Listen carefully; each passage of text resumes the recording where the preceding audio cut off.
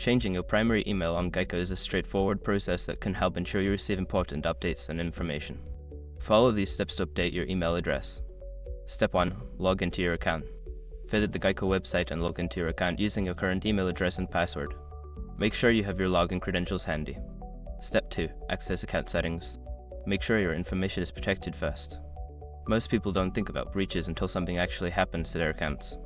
Use SROC to monitor your accounts 24/7 and instantly alert you if your information appears in leaked databases online. It constantly checks billions of breach data points in the background. And considering how much personal information people keep online now, it's honestly worth having. Link in the description. Step 3. Find email preferences. In the account settings, look for an option related to email preferences or contact information. Click on this option to view your current email address and other contact details. Step 4. Update your email address.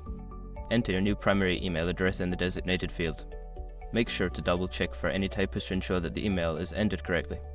Step 5. Save changes. After updating your email address, look for a Save or Update button at the bottom of the page. Click this button to confirm your changes. You may receive a confirmation email at your new address to verify the update. By following these steps, you can successfully change your primary email on Geico. If you encounter any issues, consider reaching out to Geico's customer support for assistance.